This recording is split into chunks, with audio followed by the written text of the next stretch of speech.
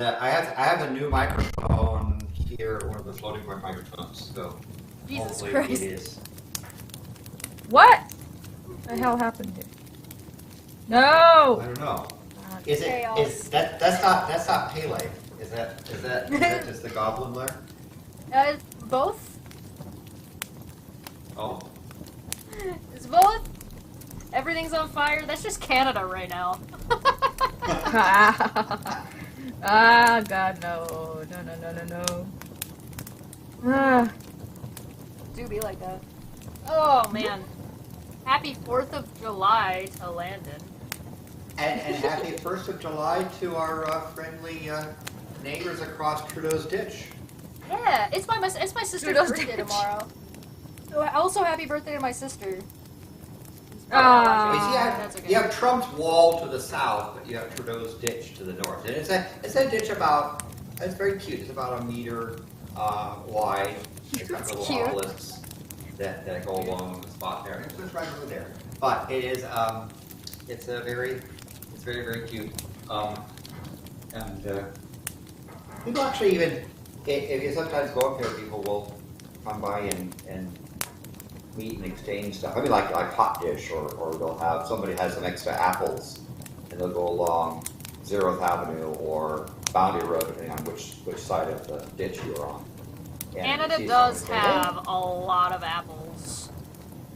Hey, if you they say, hey, you want to blah blah blah, and I guess it's technically naughty to send produce across the border, but the way that people do it is they cook something and they sort of leave it there, like banana bread or apple fruit cake or apple pie or something like that. It's just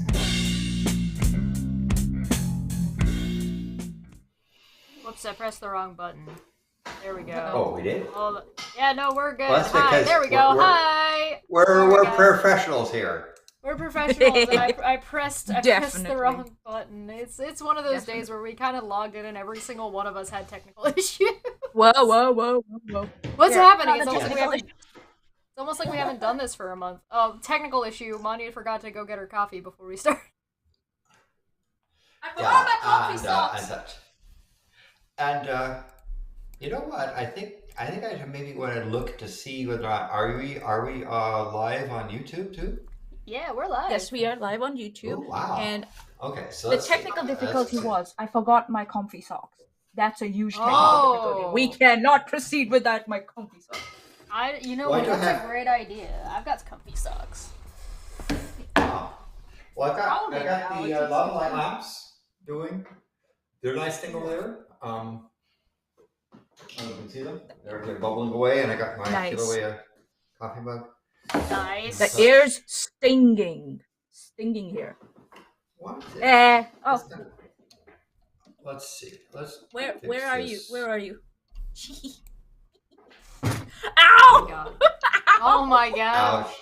Ouch. Sorry. It's Friday, guys. It's Saturday for Maanyaa, and apparently it's just I'm already into the weekend now. It's just gonna be one of those days. Yes. So welcome back. So, well, how have you been? And happy Canada Day for those that celebrate it, or other things. Yeah, happy Canada Day.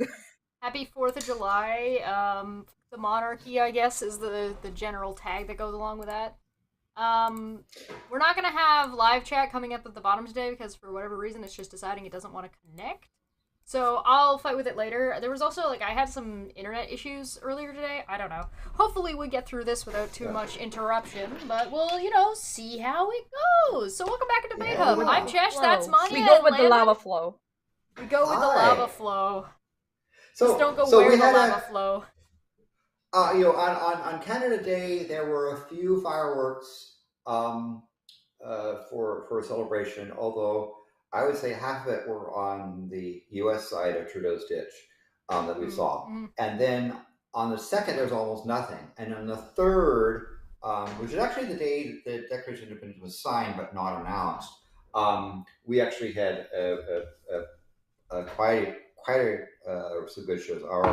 Our neighbor, sort of the area leader, so his son is a professional fireworks person, and so we had a that's cool. fireworks show that was kind of a joint U.S. American thing that was quite spectacular. It lasted like almost an hour, and sort of right over us, which was nice. But I also broadcast it to Canada, to Australia, New Zealand, and even some friends in Antarctica, where they're fireworks challenged at the moment. And then, of course, we had the 4th of July, which is the usual stuff. There, we saw about 20. I think count was 22 different fireworks shows. Although on the 4th of July, more of the fireworks shows were on the Canada side than on the U.S. side. I don't know what that means. I couldn't tell you, man. There's Canada Day is not like nearly as explosive, let's say, than Independence Day and the way it's treated. Where at least where I am, there's usually like 1 or 2 shows, and then like a handful of people will do like a little bit of backyard stuff, but it's never anything like terribly huge, which is nice for me and my dog. I've seen people complaining, as always, about fireworks, and I don't really blame them. Oh God! I've also seen some. There have been fires. Drone houses burning down. So people are talking about replacing firework shows with drone shows. I think that's a pretty cool idea. Yeah, that will be spectacular. Yeah. Drone shows. Yeah. So in India we have. Go ahead. In India we have an Independence Day and then a Republic Day. Independence Day when we got independent from England, and then the Republic Day when the Constitution was established. I don't know what Maanya's done today, but she is very pretty today. I don't know what you did, but you look lovely today. Maybe I had a bad. Very Maanyaa. Very Maanyaa. Landon's just beige fading into beige. Fading into his chest of drawers behind him.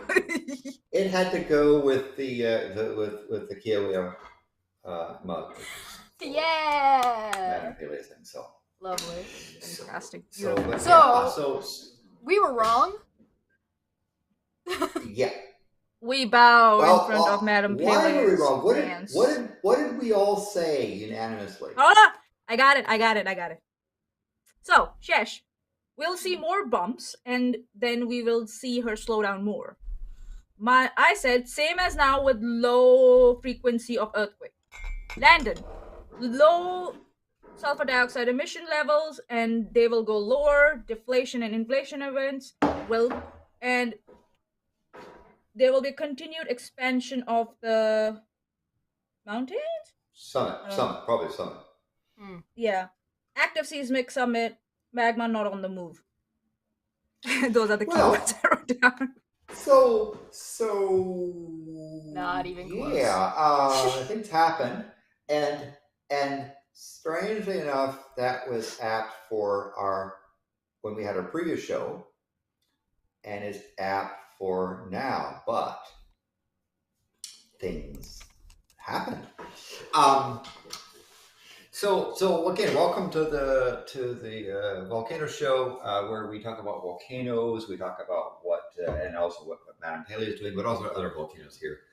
Should I share a screen? Would that be a absolutely. We have this technology here. Oop. Might need to zoom that in for us just a little bit if you can. So let me get this here. So let's go in for something. And if you've been to other volcano shows, you know what are the themes is that volcanoes are very common. Right? It's like saying it's raining someplace on Earth. Right now, there are 48 erupting volcanoes on Earth. Well, we've seen the number in the 50s. We've seen it in the low 40s, but that's sort of a typical thing of Earth. Right now, 48 volcanoes erupting. Many of them, Italy has its 2. Iceland has a couple of things that are rumbling, but not much. You have the usual Ethiopia, during Congo, Reunion.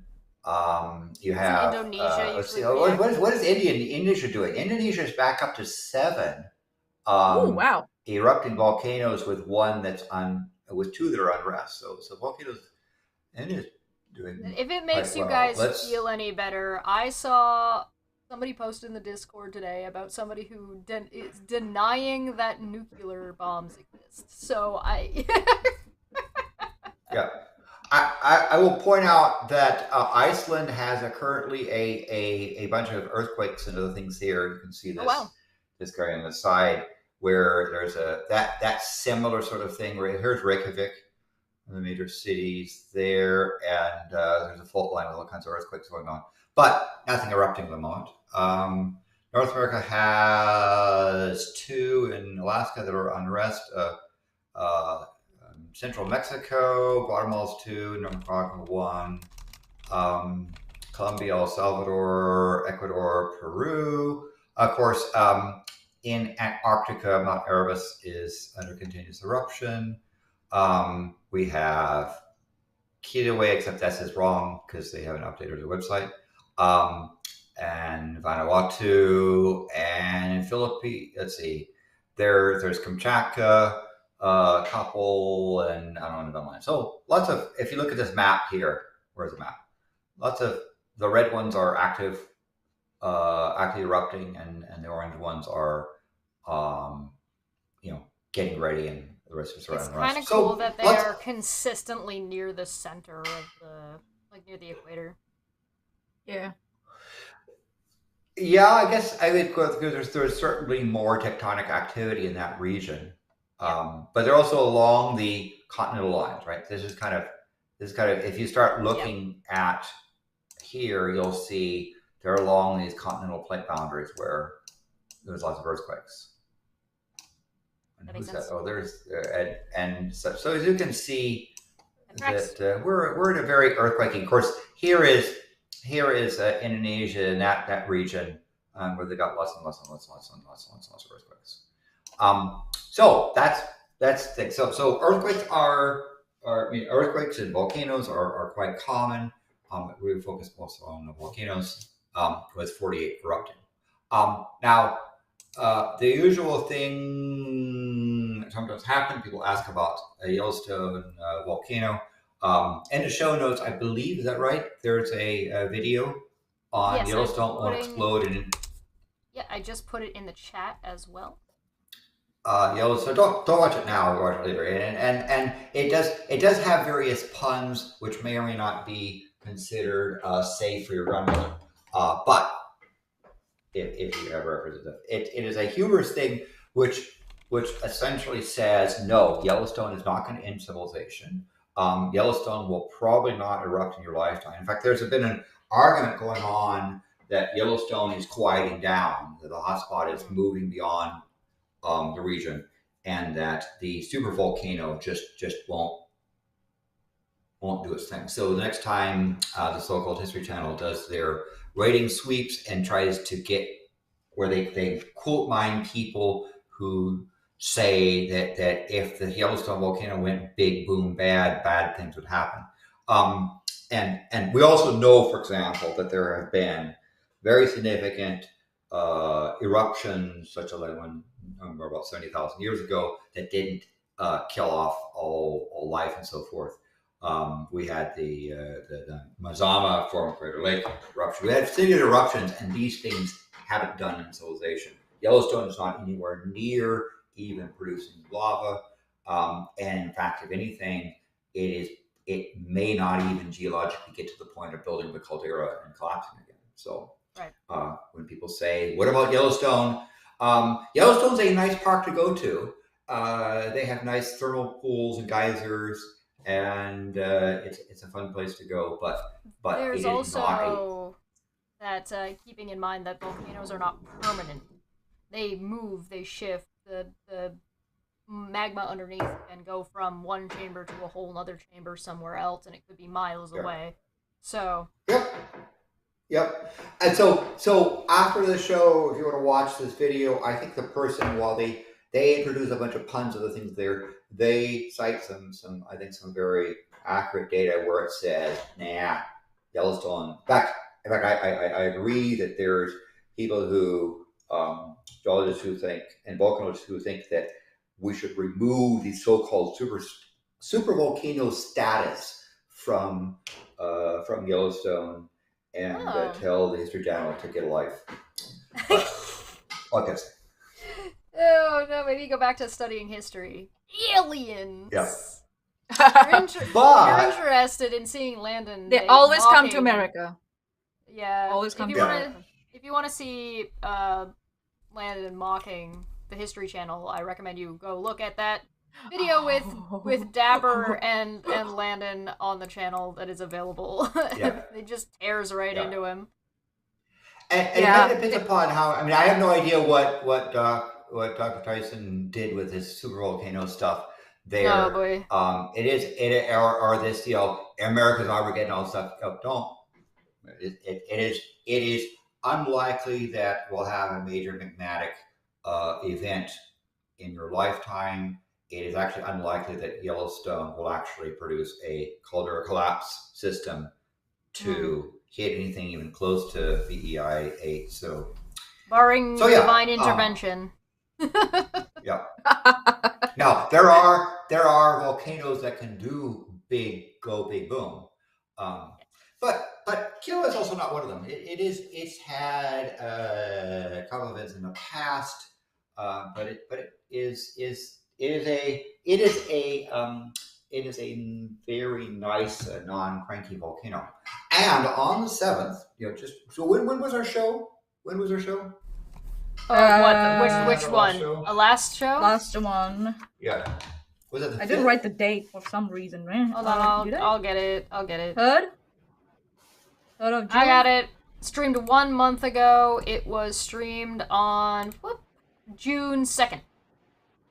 Oh, that was 3rd for me. Yeah. Okay. Yeah. Yep. So yes. On the morning. So let's focus on Kilauea. So on the morning of the 7th, around 4 in the morning, this thing started, where all of a sudden it went poof, and quite rapidly this is a few seconds to the side where a second one showed up. This is right after we were done our show. Bitch! Oh yes! Yes! Oh my goodness! And you look at this thing here. This is quite an event there, where what it was doing was starting off with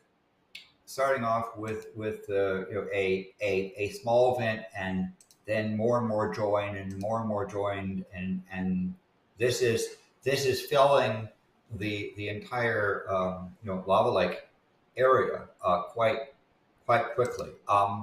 And here's a movie showing the very, very beginning. So it was, if you see there, it would have been dark at the time, and this is what you would have seen. So the camera sort of is squinting in the dark, and then all of a sudden, ooh, what's that bright light? Wow.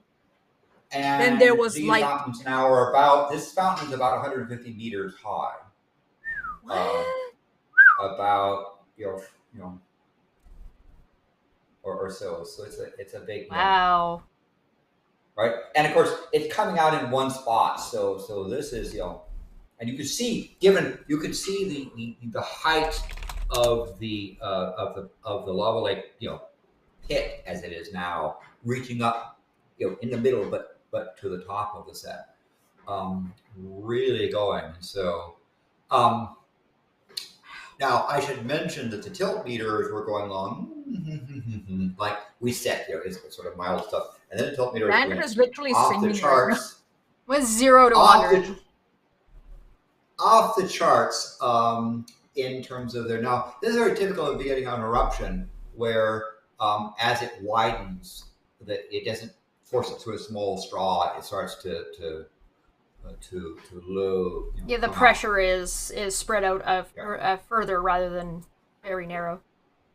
Yeah, physics. Who would have guessed? What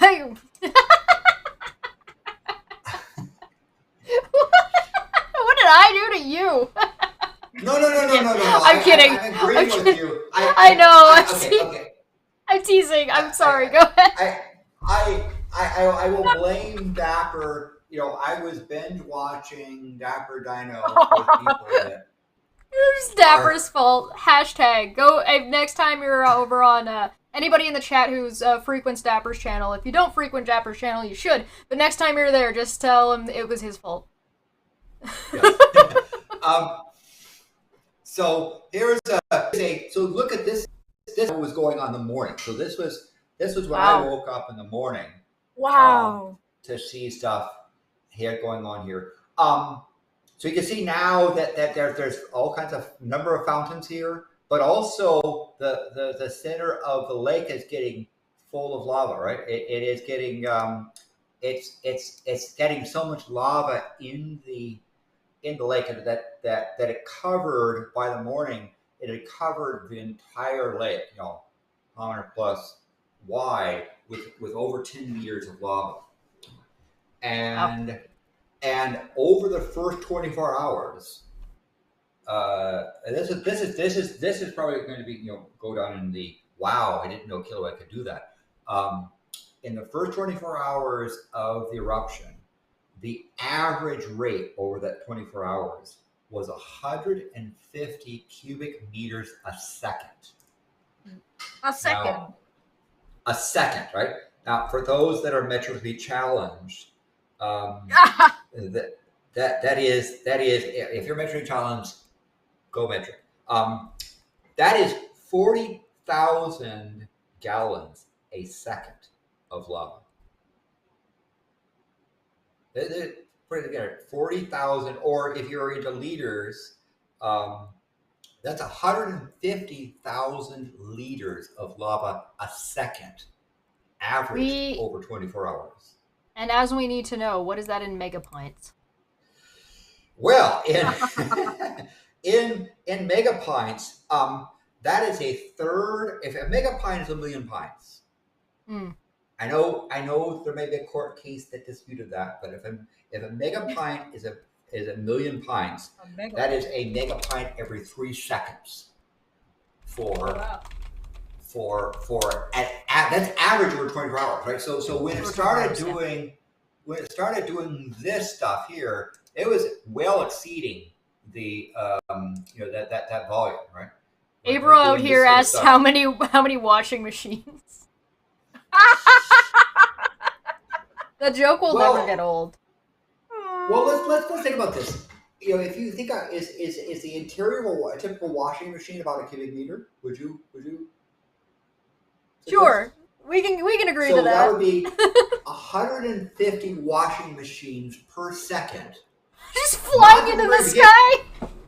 Not at the very beginning. Very beginning was actually much higher. That was averaged over 24 hours. Not making a washing machine emote. I'm not doing it.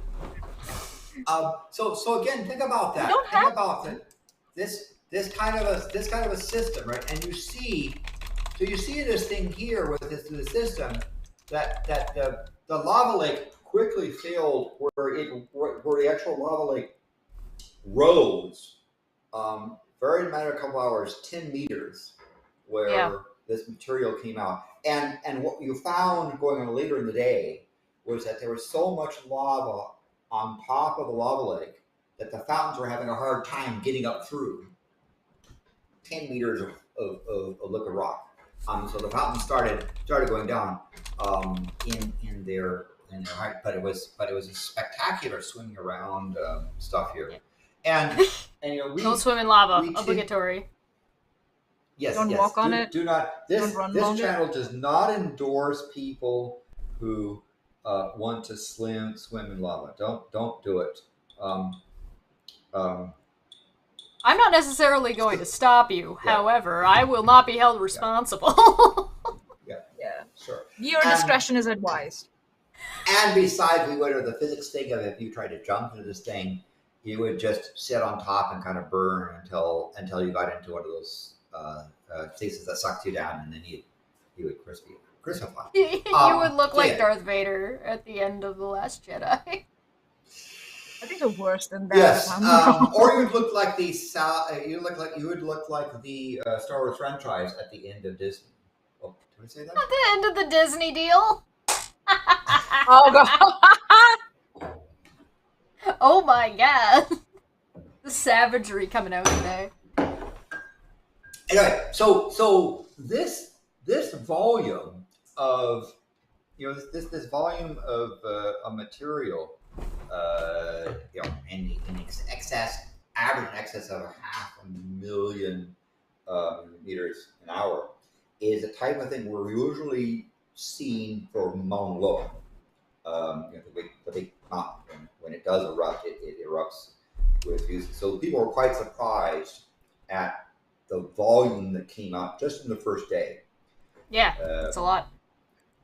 Now, if you looked at the sensors, you would have seen, as we saw, and we were calling identified correctly, that there was deflation, inflation events, and there were lots of seismic activity, but there was no gas coming out. What should that have told you? Well, it's not that there's no gas being created. There was boiling. The boiling was going on down subsurface, where the gas under pressure has been condensed to liquid, and that liquid is reaching the boiling point. As pressure lowers as you get closer to the surface, it reaches boiling point, and the physics starts. But we did not see a gas reaching the summit, right? Because there was this rock crust, and all it took was for the gas pressure to reach the point where it could break through the rock of the previous eruption that had kind of crusted over, and pour out this material. The telltale signs again were that there was plenty of earthquakes. Why were the earthquakes? Well, because you had magma boiling and creating bubbles, and that bubble pushing pressure on rock, cracking it. But you didn't see any. There wasn't any gas release at the top. It wasn't gas venting, and that was a sign. And then a couple hours just prior to this eruption on the morning of the 7th, the tilt meters took off, where essentially that's where the blister, the gas blister, is causing the rock to deform. And as soon as it pushed to the point where the rock cracked, the material could then start coming out. And as it comes up to the surface, pressure drops, the gas boils, and you get foof. Now, at some point, Kilauea will become the new Mauna Loa in geologic terms of the big mountain. And so at some point, Kilauea has to have the eruption volumes to turn it into the next big mountain. Kilauea should be capable of producing these types of eruptions. Right. It's just that it's not its usual mode at this point. This doesn't mean that it's going to grow to a Mauna Loa size anytime soon. I can't imagine, especially with just how much movement there is, right? Like just how much, like continental drift there is. The volcano is on the move, and it's been on the move for hundreds of years. So I can imagine it's staying in one place long enough to. It would take Kilauea. Kilauea will take a couple 100,000 years before it grows to Mauna Loa size. It will do that, and so we should be expecting that on occasion it puts on shows like this. This one was pretty nice because it's in the Halemaumau caldera, so we didn't bother anyone. It created quite a scene. There was huge traffic jams going. I was disappointed that all the cameras and sensors worked. Because had there been a failure, I would have probably had an emergency flight over there that could use my bypass the line pass to say, sorry, you need to go and fix the cameras, But it is inside this pit, and there's very little that the sensors would be bothered by. So, but again, extraordinary show, just extraordinary show. Now, you might say this isn't boom in the Mount St. Helena boom-like event, or the Krakatoa boom-like event, but it's I would say that's a pretty good foof. I definitely call that relatively speaking to what Kilauea does. This is a pretty boom. This is a pretty. Now, it's interesting, Chesh. Isn't the case that last show was sort of the first time where you did not predict that the volcano would go? If you're gonna blame this on me, then yes. I was like, it's gonna blow, and then finally I was like, okay, fine, I guess it's not gonna blow.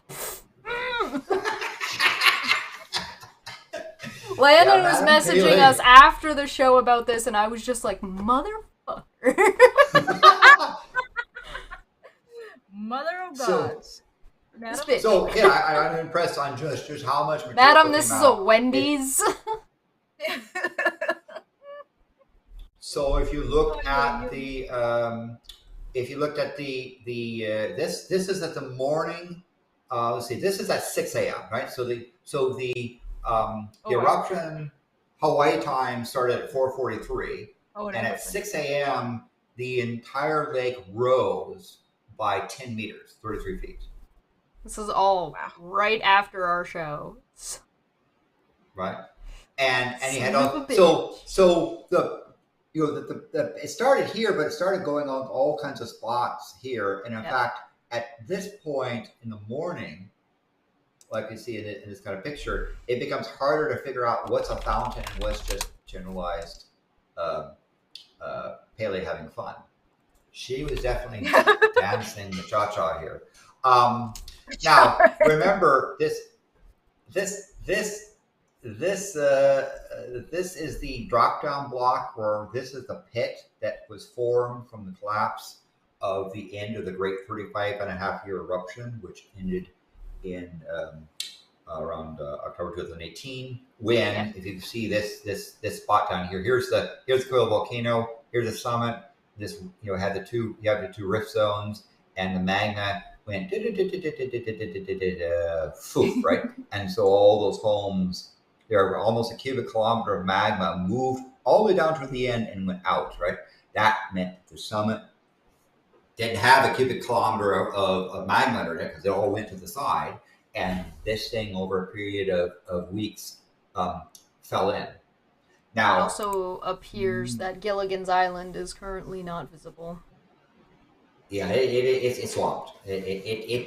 Those islands are kind of swamped, but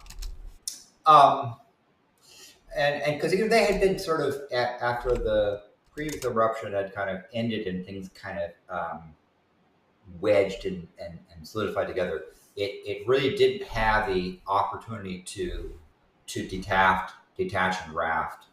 Could we please get an F in the chat for Gilligan's Island currently? R.I.P. Gilligan's Island. It might revive in 3 days though, so it's okay. So, just F in the chat for Gilligan's Island right now. Thank you. Bless. And we start worshipping that island. Son of God. So we still have a ways before this lava lake fills up, reaches the calderas level there. So it still has stuff. But remember, in the normal Kilauea geology or patterns, this would have been a magma chamber underneath this solid cap. This would have been a smooth cap over here, and this would have been a magma chamber underneath. It might have cracked open and put some lava flows inside, but this would not. We're seeing the top of what would otherwise have been a magma chamber. is part of the reason why Kilaue's behavior is so different. This would have been the magma chamber which could have produced eruptions in some spot, but we're now seeing the rip-off cap inside the top of a magma chamber. All right, if you look at thermal maps, here's a thermal map showing you the various vents that were going on. Again, you know, the lake is full of hot stuff, and there's all kinds of vents. And these cracks were coming and going, you know, quite frequently and stuff. So it was a wash of vents and material. Again, that you think about that if the former lava lake was kind of a blister, the thing had expanded enough where the magma now is moving up, you know, into and on top of, sort of doing a magma turnover.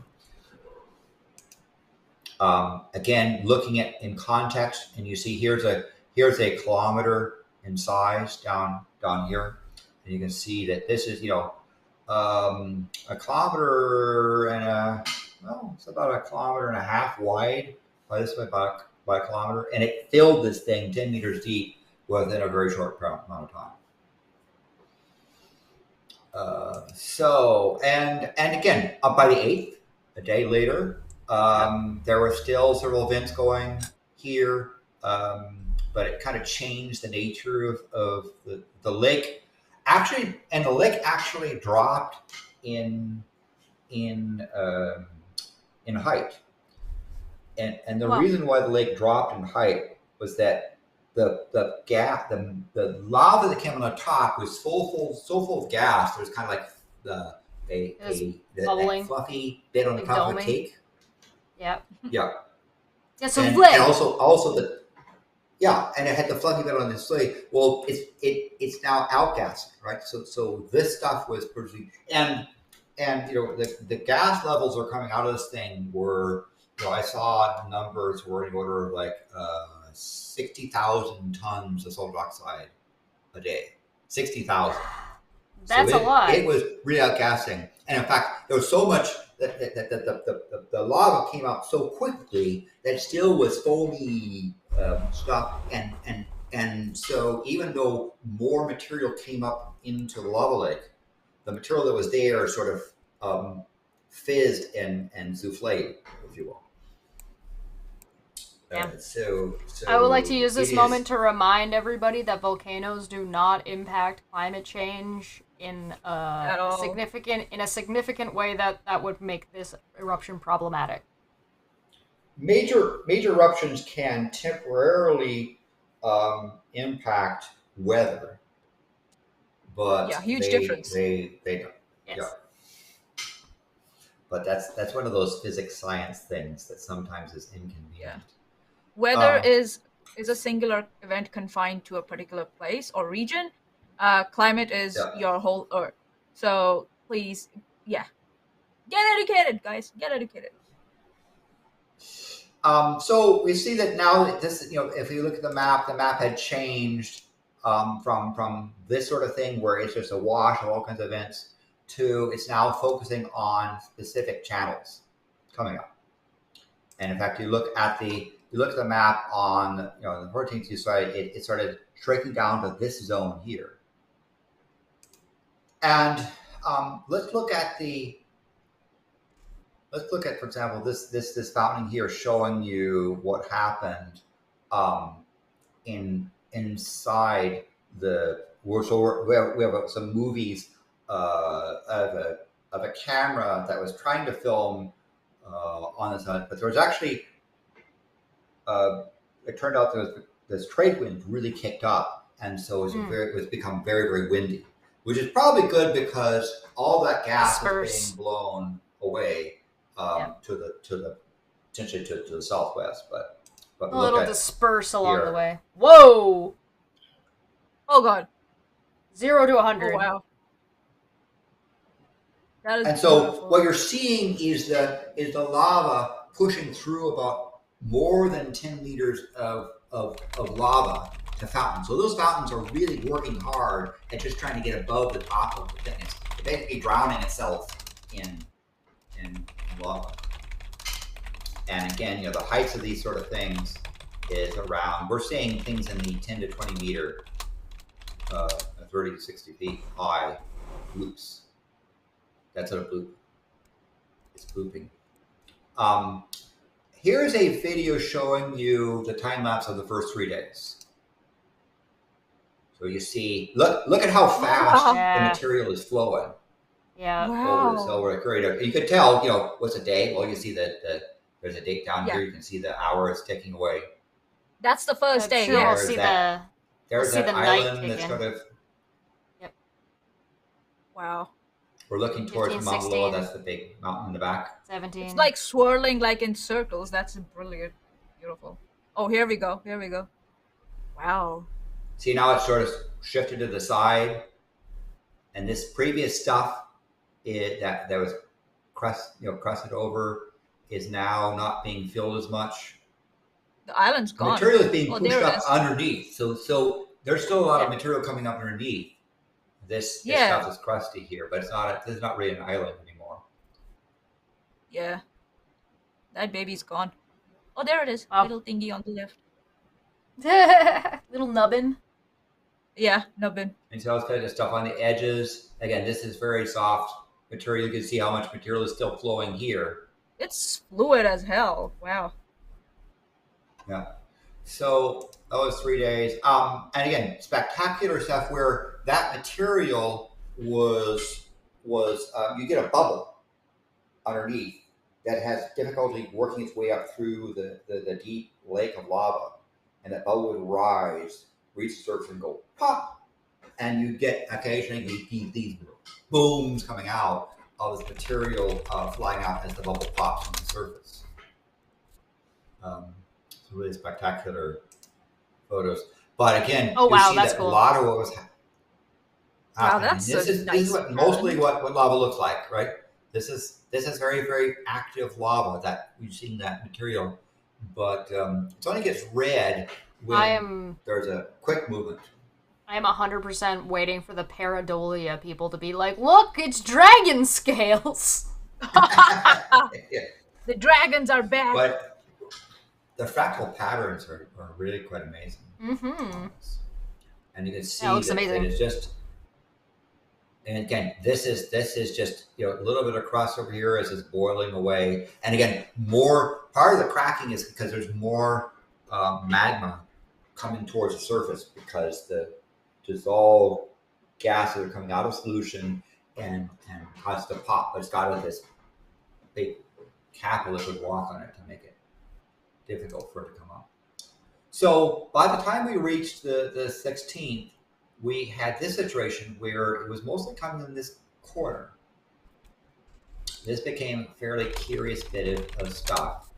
And what's happening in this corner? Well, we had up on the side, there was a it broke open and started creating this vent. And the vent on the side turned into a splatter cone, which started pouring down. Oh, cool. And in fact, now, remember that one of the things we talked about is wood, we're back up here. When we talk about this pit, where's the map? And the map is somewhere here. Yeah, over this pit. And we ask, when will it fill in this entire pit? Well, normally this would have been rock crusted over, and the red would have been a magma chamber underneath. And pressure building up in this magma chamber would have done what? It would have begun to force the magma down one of the two rift zones, where it most often has these side vents like Fukuoka. And so we know that given the rift zone, there's somewhere here there's pipes. In fact, you can look at these craters. Did you see these craters going off here? You see these craters going this side, and you see the cracks going this side. We know that there are channels where magma can go. Right. And normally this would have been capped over, and that magma would be trying to go there and saying, well, why do I have to go all the way to the top? Why don't I just go down the side? One of these two spots again. And so when we started seeing, where is it? this happening, we're saying, it's actually coming from the side. In fact, this spot was about halfway up. This was halfway up the side of that pit. This is literally what I was saying for weeks. It's gonna come out a side. Damn it. Yes. And it developed into quite a spectacular bit of stuff where, so you can see now it's coming up, there's bits here, and here, flowing down in. So this became the major source of new lava because there's so much stuff on the lava lake, making it hard for magma to go up against itself. Yeah. Half of least resistance. And it really, and so now we saw around the 16th or so, we saw that about halfway up, maybe a third, but because it's kind of, the wall is kind of higher here than on the other side. But it had come to the side and was drained, pouring into the lake. And if this was solid, crusted over, and this was the magma chamber, this might have been the magma finding a weak spot and working its way down one of the channels. It was so close to becoming the volcano whisperer. I was so close. Yes. So close to becoming the Madam Pele whisperer. So I had you gods were whispering to you, Shesh, and you ignored them. God damn it. So and we think that at some point over eruption, continued eruptions where this pit will get higher and higher. At some point, it's going to be easier for the magma to go to the side and down. Because remember, again, and you look at the map here. Where's the map? We look at the map. It's going to either go this way to the around down the east rift zone, or it's going to go to the southwest, or combination. Well, this spot was kind of in the direction of the southwest. Southwest, yeah. And there's all these cracks here, so it might have been just speculation that had the upper magma chamber not been exposed and had been capped over, the magma would have begun its cracking the rock and moving down the southwest zone. Why not the east? Well, it did that in that 35 year eruption. That thing has kind of cooled down and hardened.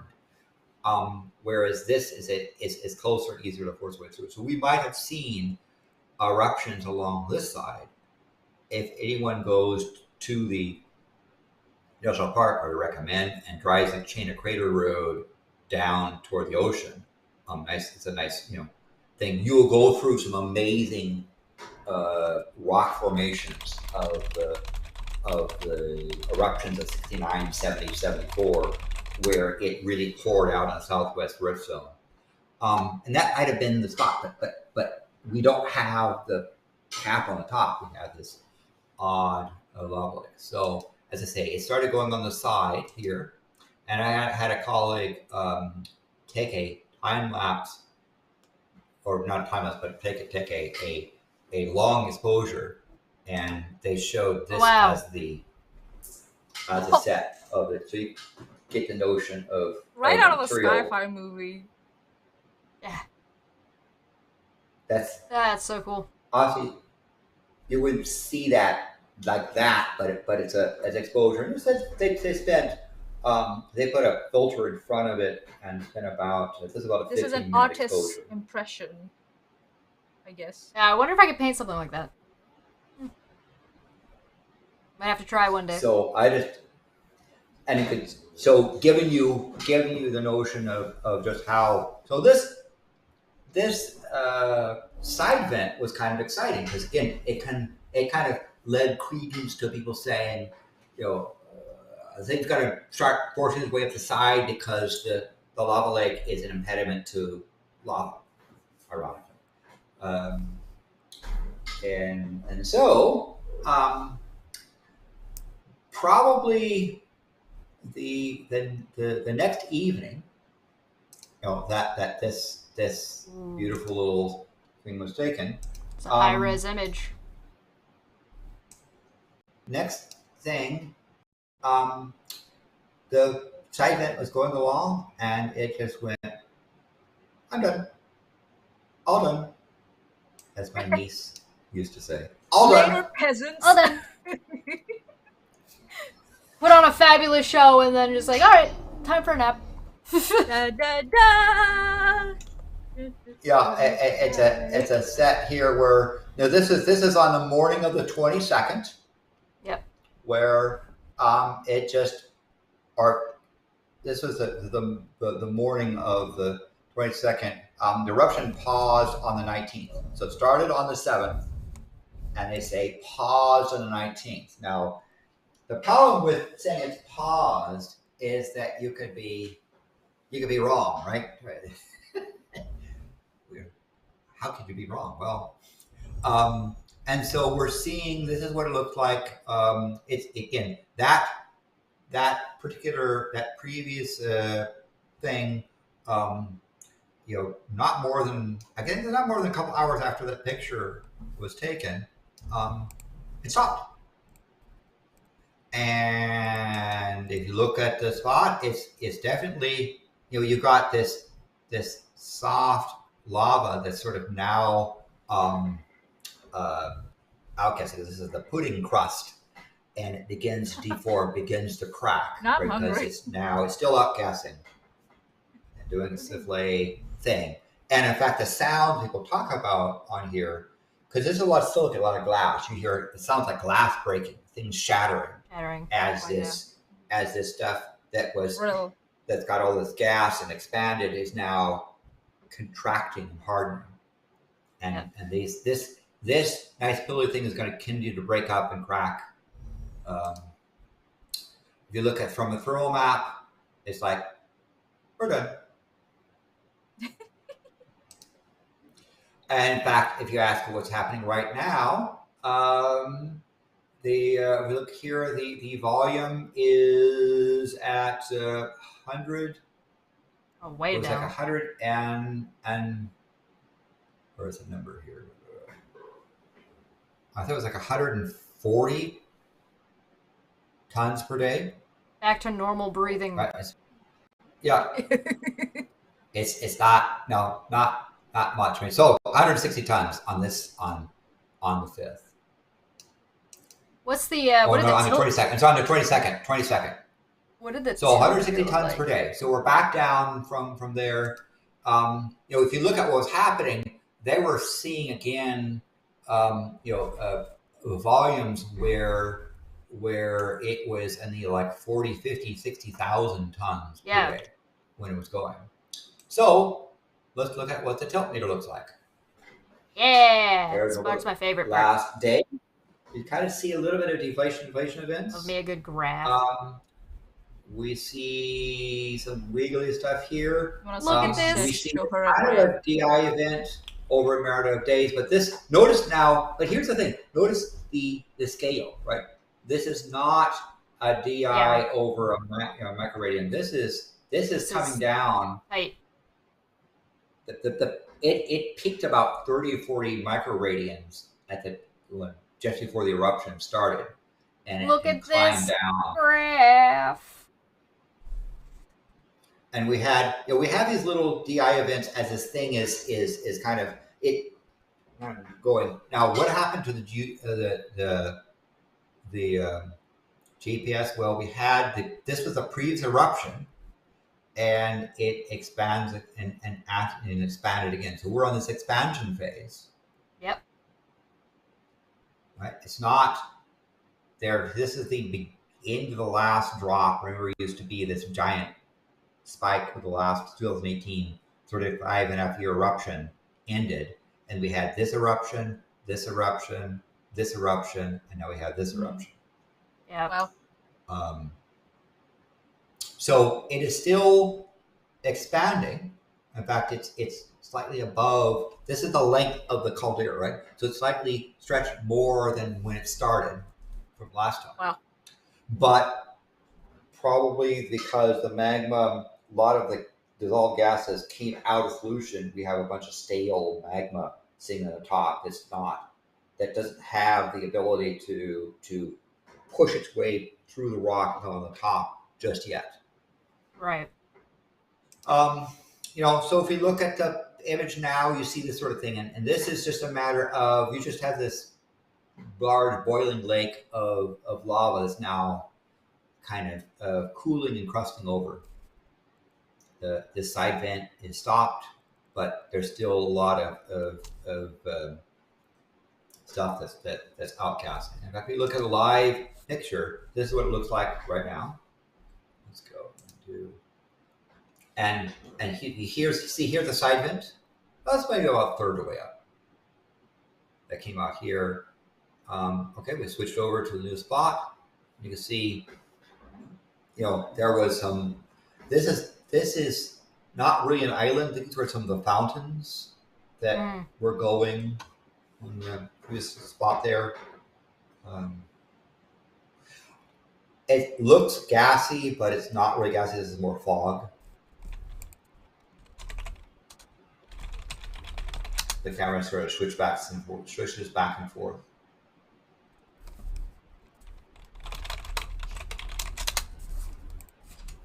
Very cool. So it's so cool having live footage of this because, like, this is recent. Like, we don't even have this at every volcano. It's like no. It's very cool to have. You won't see that at the White Island. Right. Well, that too. I mean, for volcanoes that have pose hazards as opposed to Kilauea, which does pose hazards to people around the area, but it's not around a huge population center. They should be as well monitored as this one is. We're fortunate that Kilauea are most well monitored. Even so, it can surprise us. Now, it's not true to say this was completely unexpected. We expected it to erupt at some time. We saw within hours of the lava being the fountain in the middle, the tilt meter go off. So we saw the indicators coming. We saw that there's lots of seismic activity and deflation events, DI events. So we knew that the mountain was not going into a dormant type phase. Not yet. We were just surprised at how rapidly it went from not erupting to erupting, and Veracity. How much material came up. Viscosity? Veracity? Veracity. Veracity is the right word, not viscosity. Words! Yeah, veracity. Words and shit! You got it, Chesh, you got it. I can't be trusted. It's one of those days. Right now we kind of see anemic DI events, but we do see evidence lower down of magma chamber turnover. Not much gas coming out. In fact, the gas is about the same as just before the eruption. So is that because the gas pressure underneath is still building? Well, this mountain size, the distance across this caldera is still stretching. In fact, it's if anything, it's stretched tighter than it was before the previous eruption. The difference is a whole bunch of gas came out, pushing a whole bunch of magma to become lava on the top, which normally would have just been a magma chamber swollen. That might have gone to the side if it wasn't for the fact that we got this hole.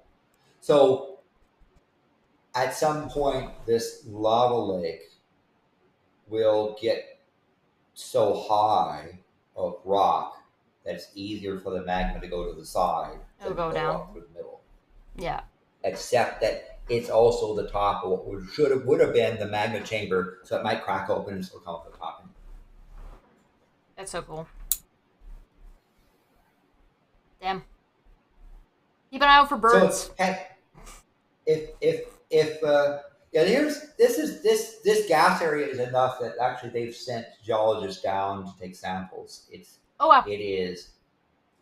low enough levels that someone with proper gas masks and registers can go in there and very cool do things. However, it is not recommended to walk on this thing. It's still quite hot. Yeah. And I cannot tell you enough, guys. Do not try this at home.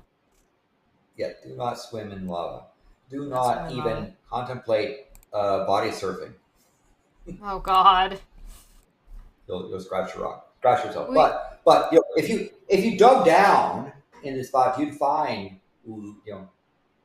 liquid rock down there, just a little bit below the surface.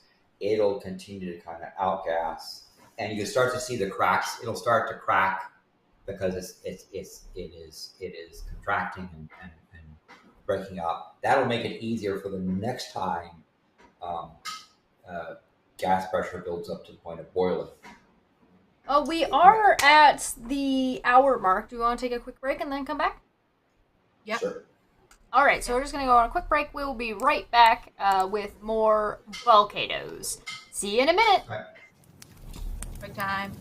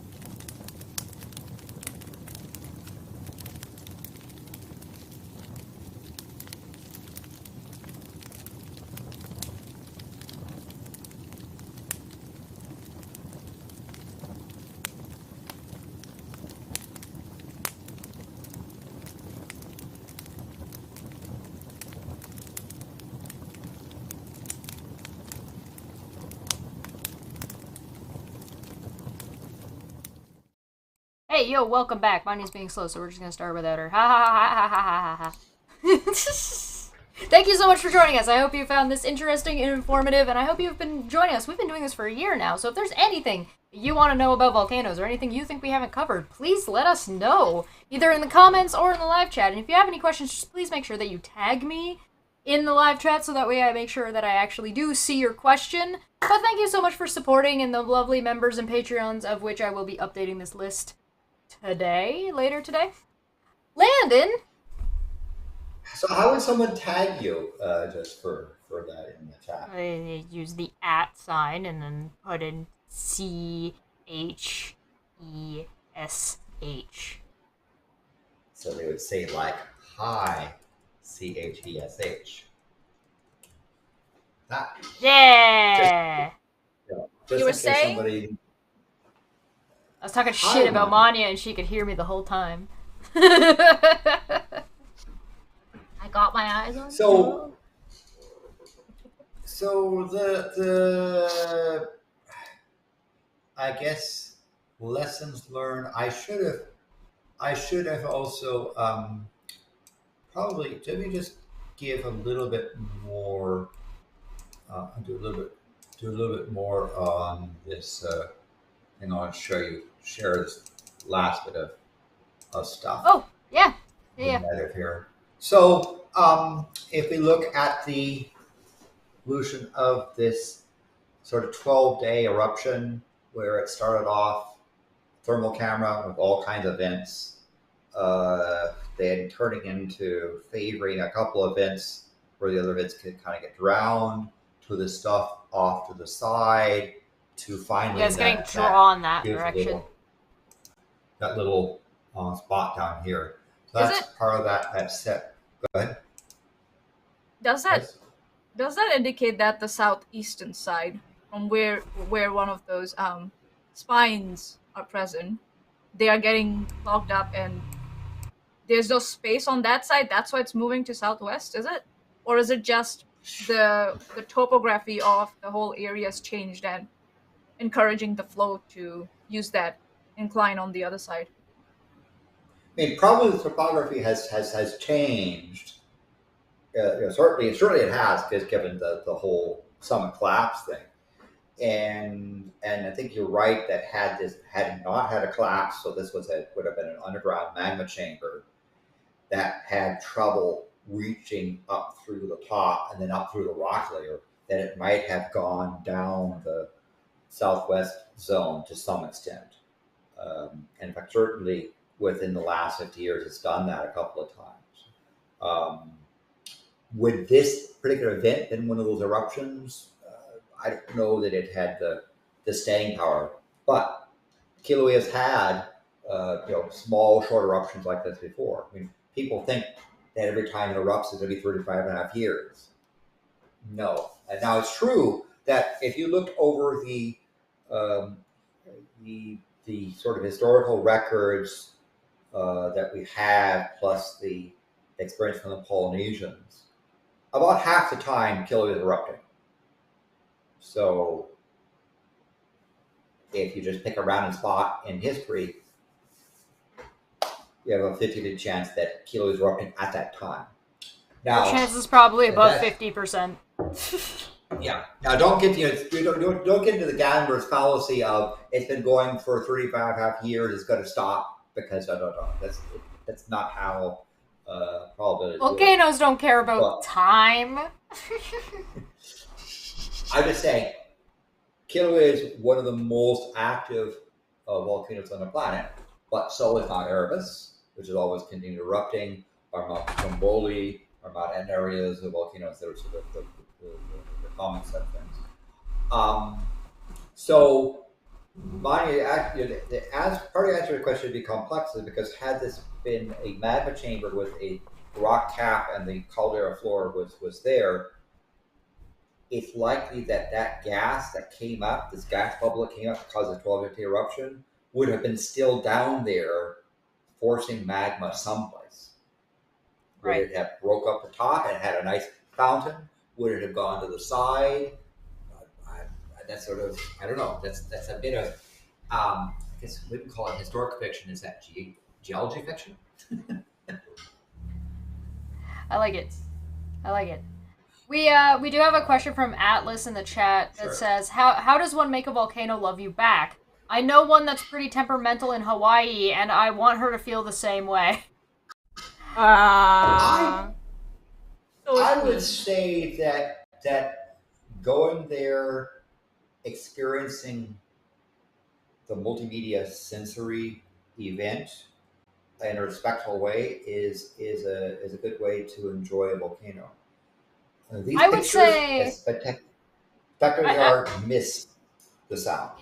In my experience, I would say that your best way to get a volcano to love you back and enjoy the love that you have with that volcano is just to be there when you can be there and love it while it lasts.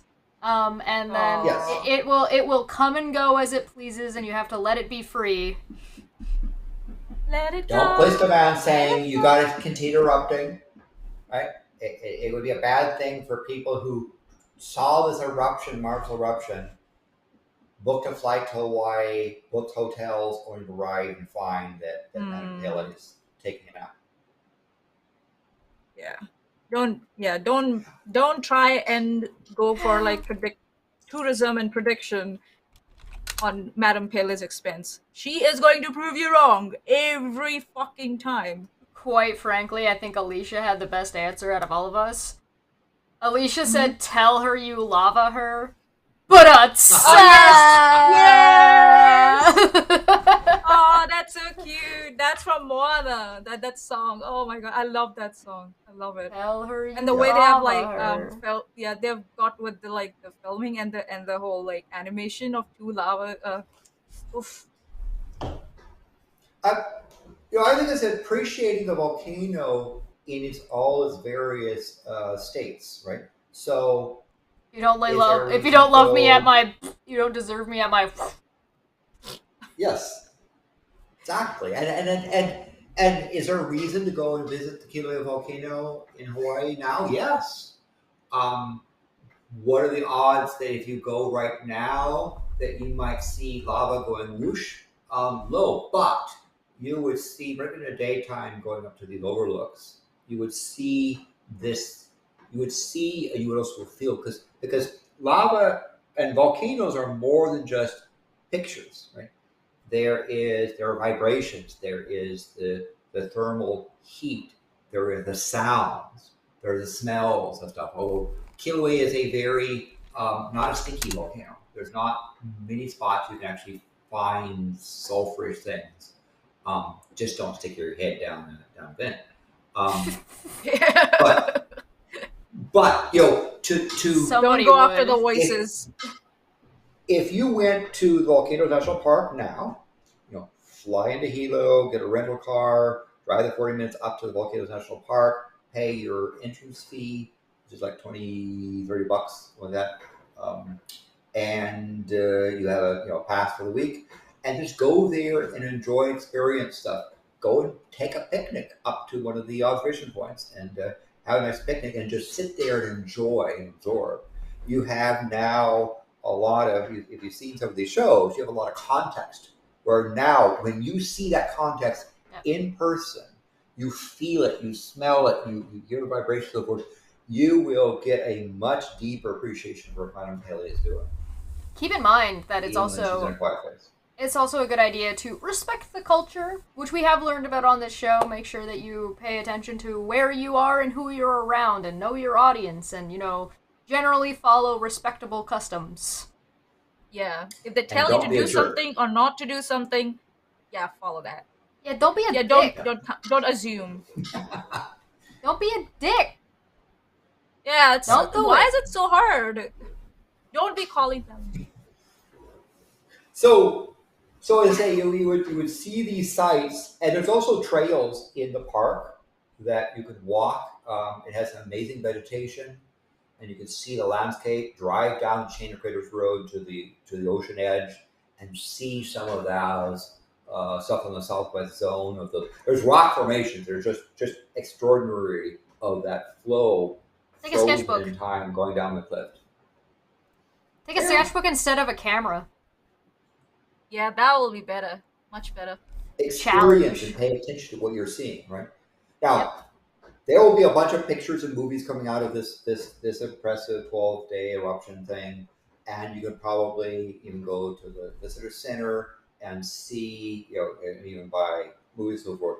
But if you go there and experience it yourself, and just sit there and watch and feel and experience the system, I would say that's probably the best way to appreciate, to get a volcano to lava view, even when the volcano is currently paused.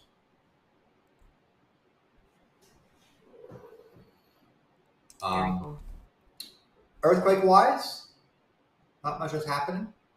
There is this Pahala thing, but these are deep quakes. You look at the filter again over the last 7 days. If you look at that's the last day, right? There's just a couple of those down there. This is the area where the deep mantle plume, hotspot plume, is coming up, and Kilauea is here. Mauna Loa is there. Mauna Kea. This is so you can see it's relatively quiet at the sun. So, unlike pre-eruption, remember we saw there was a whole pile of earthquakes on the previous show up here to the summit, and we saw DI events, and we saw it stretching. Well, now it's stretched even more, but there's lack of earthquakes, but there's maybe DI events. I don't know if you call that a DI event. If we go back and look at that until we do it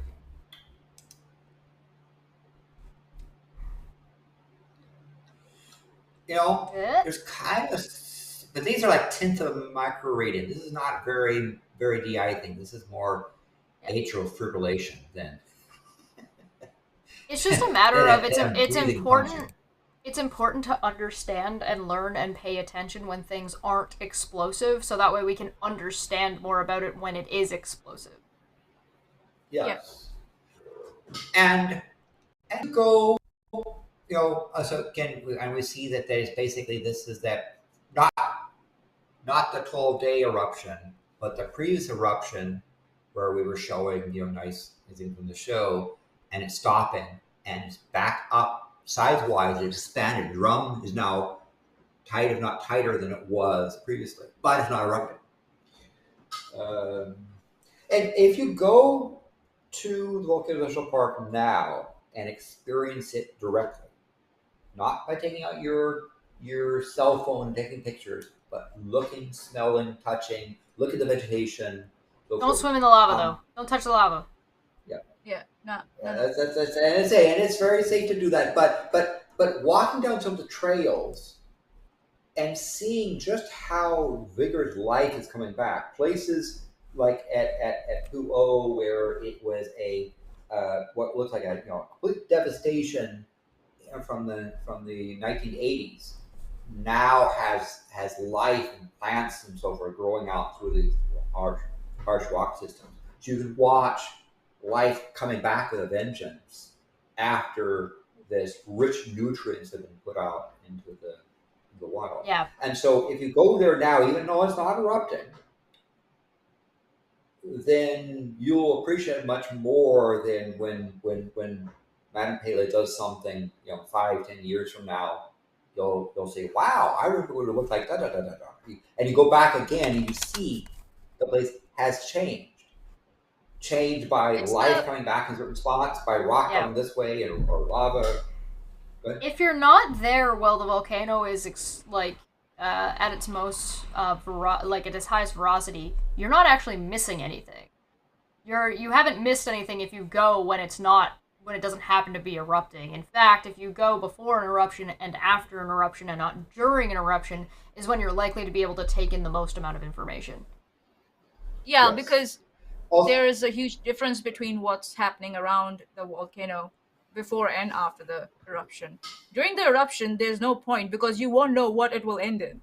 So it's better that you go after the eruptions have settled down and you take a look and you observe what were the differences before and kind of appreciate, how the volcano functions.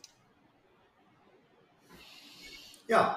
I agree. And that's a thing about kind of understanding volcanoes that are this active as opposed to something that might erupt every couple of centuries. Right? You get to see the cycle, the geologic cycle, plus the cycle of life. Right. That's the other part that is quite amazing is to go with maps and say, here's the 1974 flow. Here was in 1991, and you look to see, you begin to see, hey, you can date a lava flow by how much life has come back and how big the shrubs and trees and grasses are. Interesting. We've actually talked about something. I talked about something with like that with Maddie when we were talking about the fires that had gone on, and we were talking about how most like local government has years and years and years worth of weather data.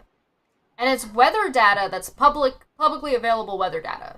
And it's something that like you would think that you would know.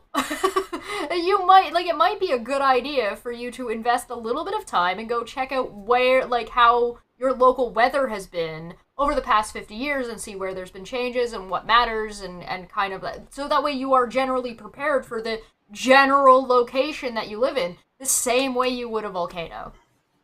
And it's good to look into that data, especially when you're trying to buy homes in a region where you're new, in a region where you have rivers around you, farmlands and rivers around you, beaches, estuaries, and it's very good. Even hills, because you want to see where the landslides have occurred due to heavy rainfall and all that stuff. So that was I was actually kind of doing when I was thinking of buying a property around here. So, and one of my managers suggested me, you might want to look into the weather patterns and the flooding that's happened, where it's happened, and what the local government has done to stop all that. So you know where, if you're buying a house in this area, you're going to be there for some time. Because Smitty out here giving Ben Shapiro advice. Oh God, no! Sell your home to Aquaman. Oh God. So Bridge of the Divide asked a question. Tide goes in, tide goes out. That says.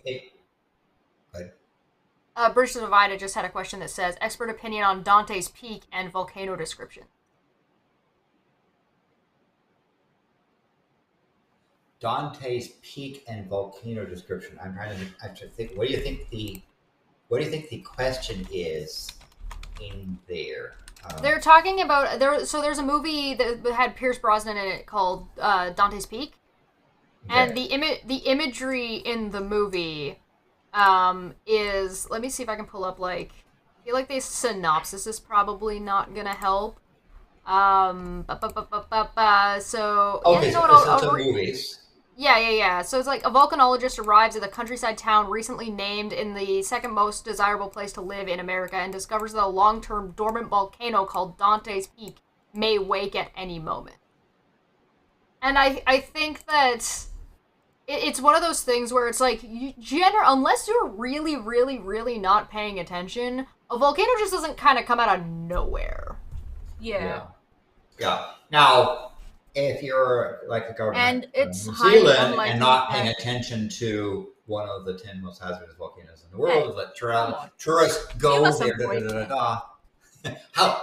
Well, but at least now they're trying to monitor it. The point is, unlike, for example, the state of Washington, which would prefer to not know detailed information about what Mount Baker and Mount Rainier are doing. Mount Rainier is, again, one of the 10 deadliest or the top most deadliest volcanoes because of what it can do in its proximity to a city like Tacoma. Are there? So there are this ignorance of that stuff. But go ahead. I have a question. So are there any? I guess are there any volcanoes that are not being monitored that are around like any kind of village or city or civilization that's active but not being monitored, except New Zealand? Leave White Island out of that.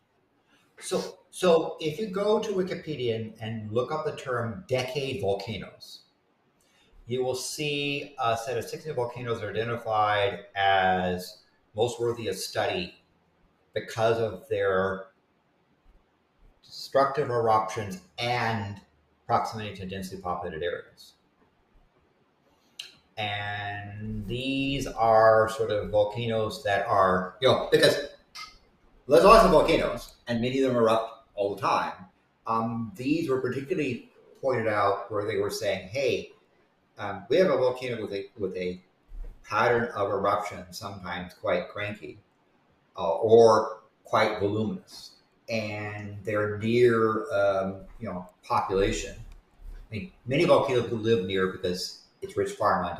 I mean, a lot of the North Island, New Zealand, is just essentially volcanic fields, but it's not. But these are specific things that become quite a potential problem.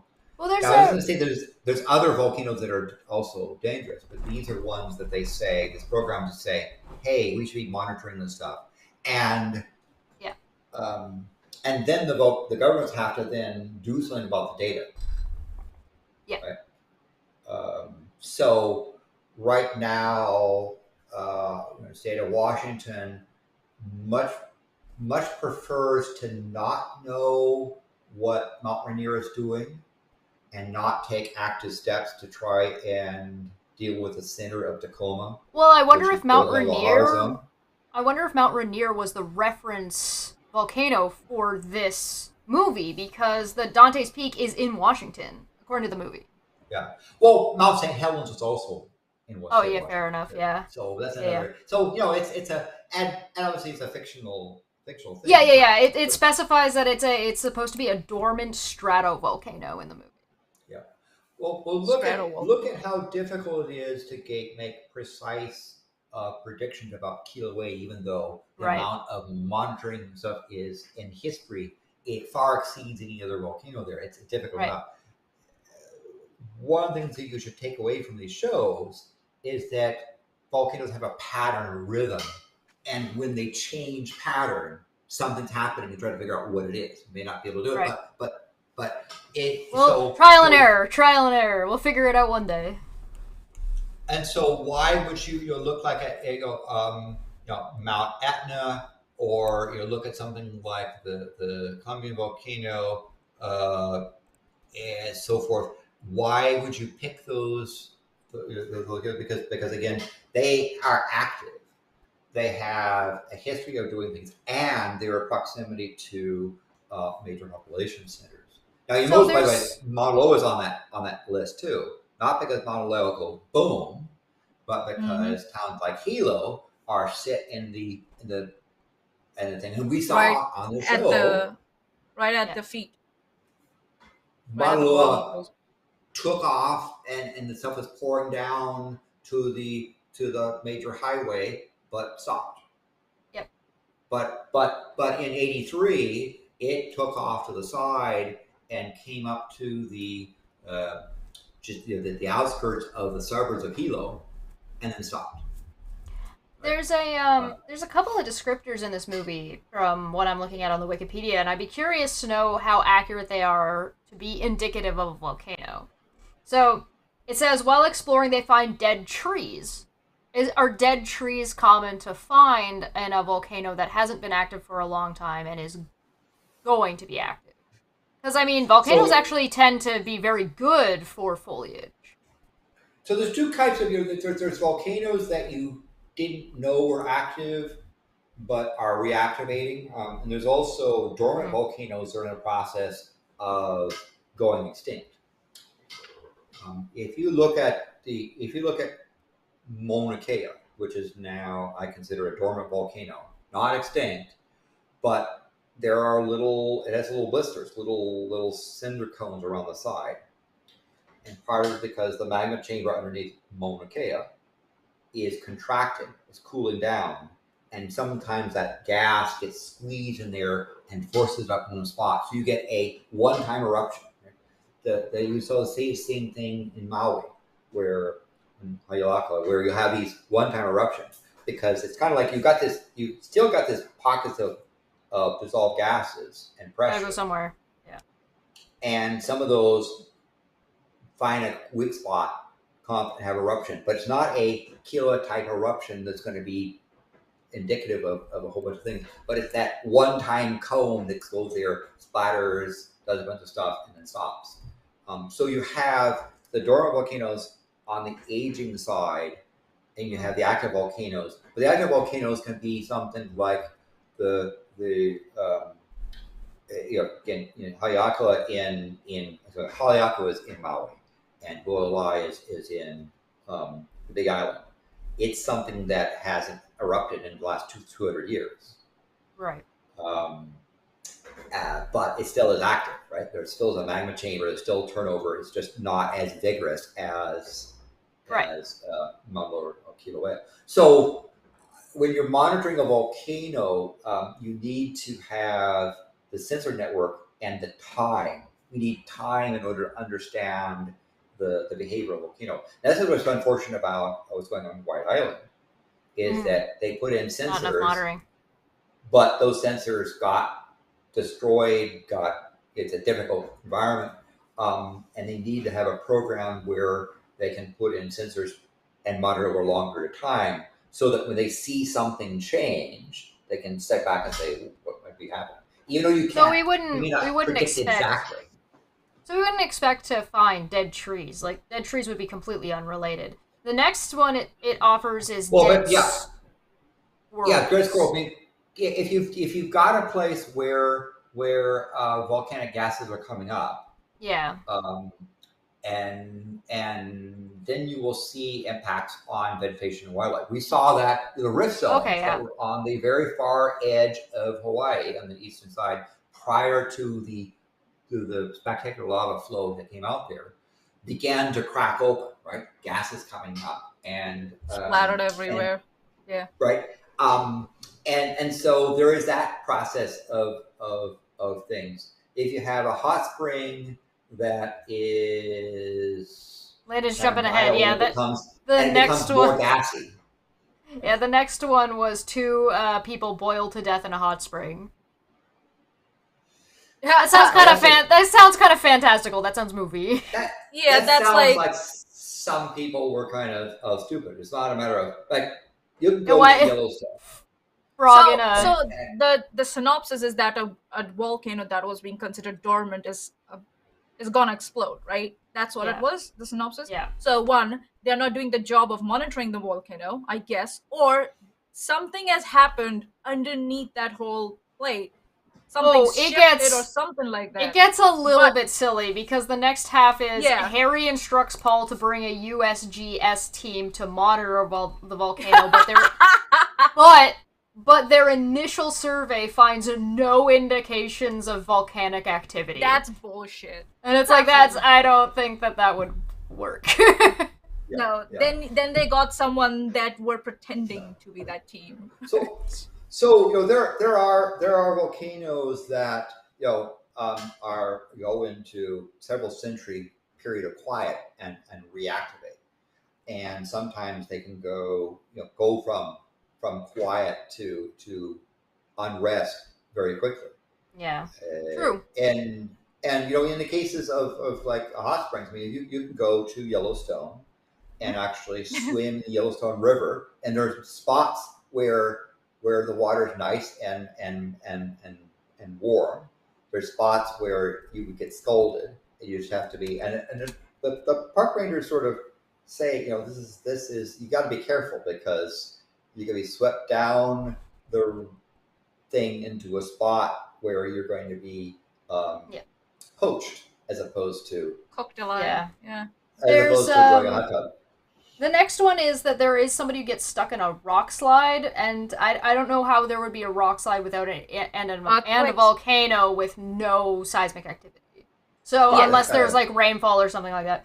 The next one is the town's water supply gets contaminated with sulfur dioxide. If you're monitoring the part of monitoring area, you have you're looking for gas emissions, right? They knew about the fissures on the very southeast corner of the island, southeast corner, because there were earthquakes marching down the spine. Yep. The Pu'o had stopped erupting. The tilt meters were going bonkers as this bulge of stuff was forcing its way underneath, and they were gases coming up where you can start to detect the level of stuff. And of course, the native Hawaiians say, "Time to go on a vacation." And yeah, this looks like it's set up to have happened over the course of like a couple of days before the volcano erupts. And then with the eruption, it says earthquake strikes and the eruption begins, which is just bad language because the eruption would have already started. And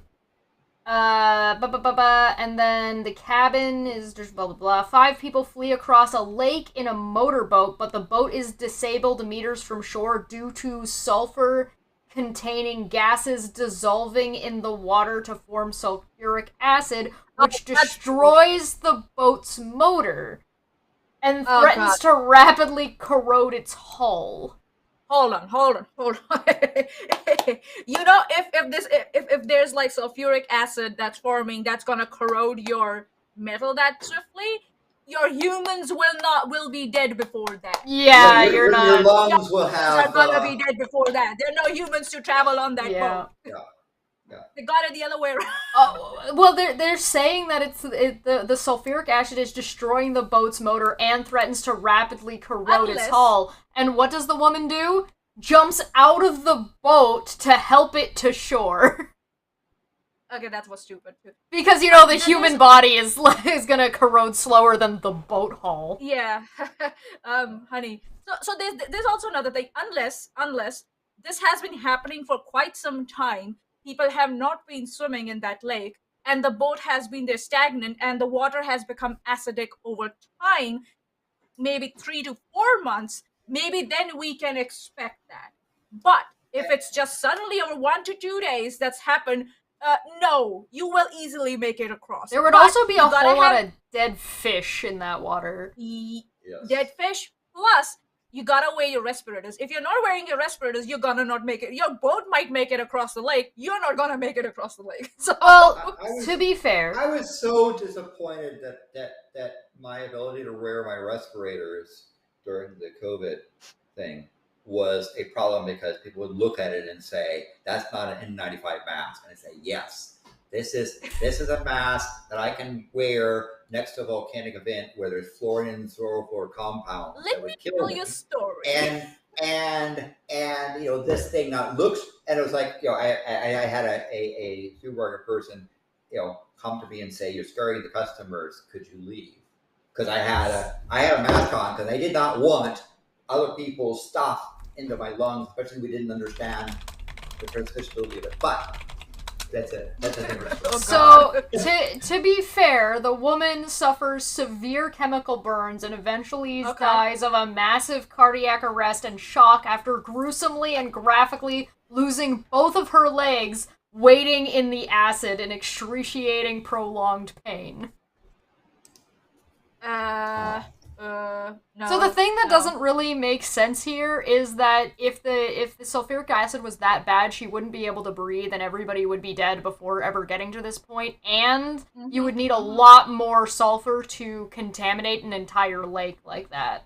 Then the last one is they take a Forest Service Ranger's truck and continue down the mountain to save a dog as they cross a lava flow.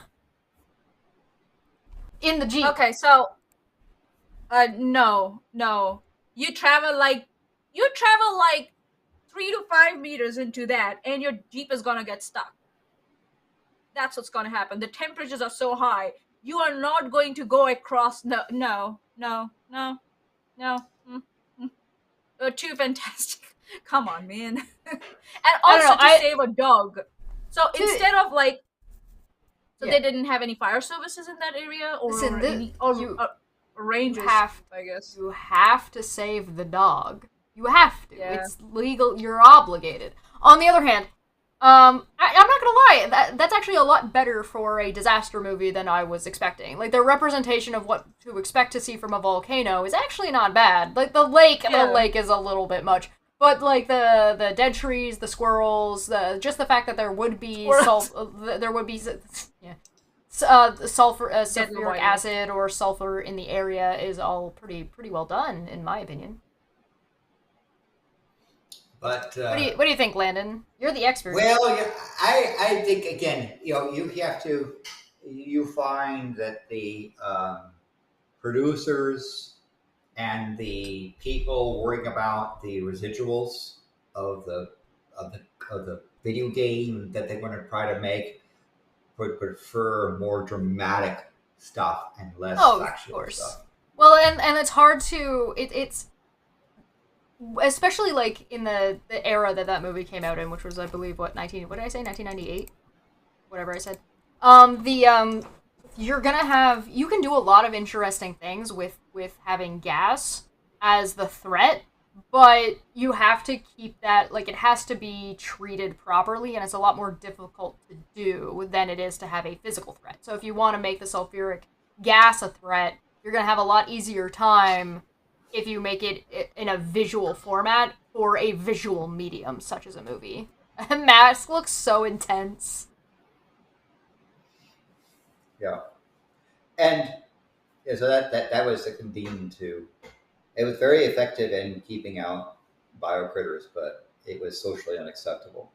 So socially unacceptable.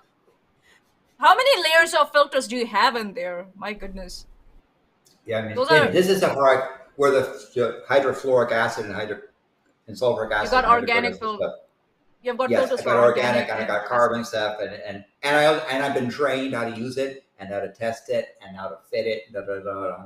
Not the little tin. It's supposed to seal your entire face properly, or else it's not gonna work. And having a beard is not gonna help you, even if it's like trimmed to the face. Nah, it's not gonna work. You need to be clean shaven.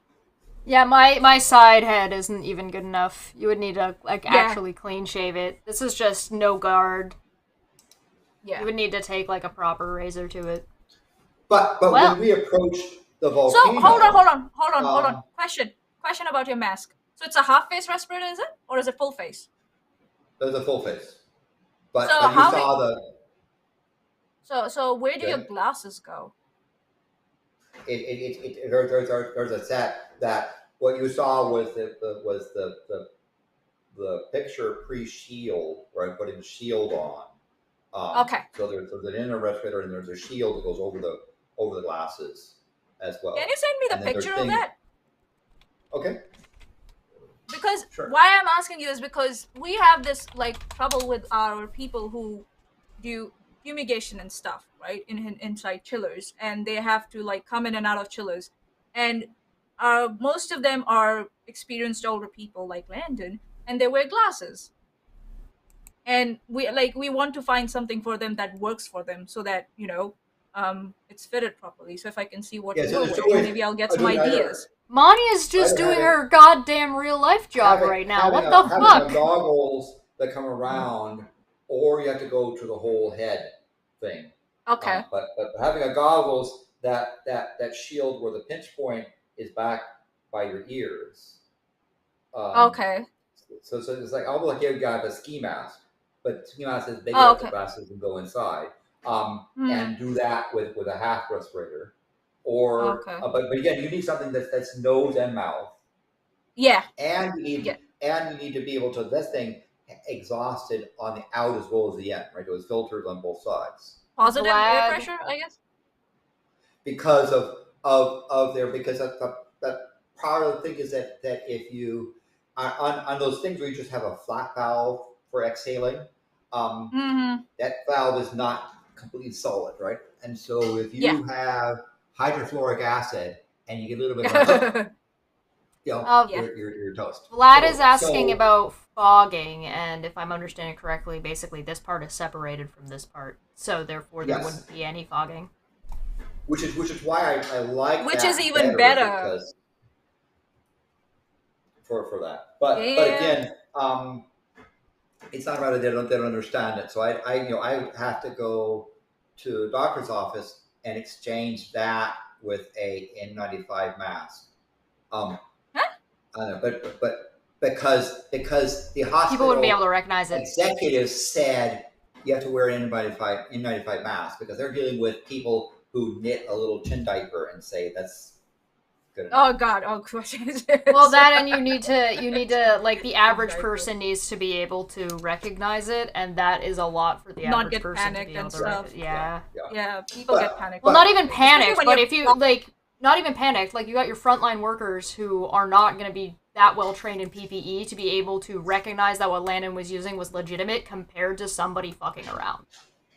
Yes, and that's the kind of the part of the set of issues, which is that you really need to have a system. So you have various sort of things here, like this is an example of a beginning set here, where you've got the basic set here with the filters. Is it 3M? What company is it? This is 3. Yeah, this is 3M. Why am I here? I took over your stream sketch. And this one also is a 3M is this part here. These canisters are by North. Okay.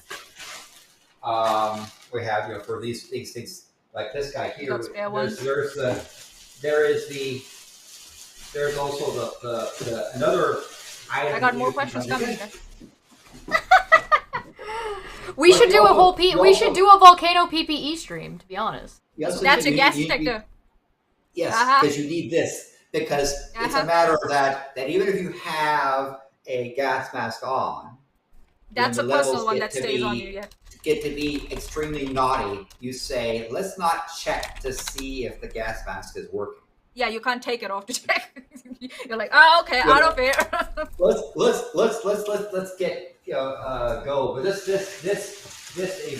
detector has expired. And there are also units like for this is these ones here we didn't like because they didn't produce a good enough seal. So those they also tend to get really they don't work. The water vapors kind of like shit them up, right? Yes. Yeah, they're not good water vapors. And definitely in a humid environment, some of those detectors aren't there. So there's kind of a set, and so they're just doing something like this with a gas detector in an area where there's trace amounts of gas, and an alarm that goes off and says gas levels are rising. Do you want to stay here and collect data, or do you want to leave? Answer is I think it should be a shock collar instead of alarm, because people get used to the alarms after a time. They just get used to it, and they start like zoning them out. Yeah, but people are into shocks. That's just like not. I'm joking. But that's part of the thing of a team going to do something. There's someone whose job it is they're not involved in cutting samples or anything. Yeah, so it's like a confined space thing, right? When you have someone inside, and then there's someone on the outside who's monitoring the person in the inside, and then there's sometimes a couple of people on standby just in case. So it's something like that. And when the signal is to evacuate, we'll leave, and there is the drop whatever is in your hands and get out now, right? Yeah. And when this person makes the call, you do it, right? That's no questions. Yeah, there's no let me, like they showed it in, I think so, was it Interstellar? I think so. They were they were in the middle of a sea, and they were trying to get some data or something like that from one of the drones, and they see this huge tidal wave coming, and the lady's like, nah, I'm getting that data, while the guy who's like in charge is telling her to come the fuck back, and she's like, nah, I'm going to walk right into that tidal wave, like that's like hundreds of meters high, because that planet was like 6 times the size of Earth and everything. No, I need that data. I guess it depends on the desperate situations, all the kind of. You don't. But yeah. And you can get data later again. For fuck's sake. But because I had a time where there was a fairly expensive camera that had not yet been attached to the tripod, and we got the evac drop, which means drop what you're doing and you're back now, right? Uh-huh. And it wasn't a matter Tell of, let me me what see, she it was did. like, I let go of the camera and turned around, it fell on the ground, and we evacuated, right?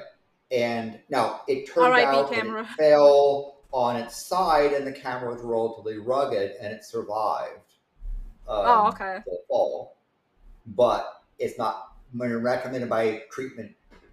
But I think, but that's mean to say when you have that dropping back means whatever you have, you let go and you are going, right? It's not a question of hesitation when that and also someone else even farther behind is monitoring all the sensors and saying, if the volcano is doing this stuff, if it quiets down, you back off. If it gets more noisy, you back off. If there's unusual pattern change, you back off. Anything unusual, you get out of there. It's like too quiet. Yes. What? So yeah, so that's the similar that strategy is used for confined space. So I guess it's kind of similar like that because that whole environment is like kind of filled up with gas and stuff. And they probably consulted people who do those sorts of things, like confined spaces, like you see a tank of stuff used for, let's say, in a winery, and it has danger things about that. Don't go inside the confined space because you don't know the level of air. We are getting close to our 2-hour mark, just so you guys know. So we should probably look wrapping up.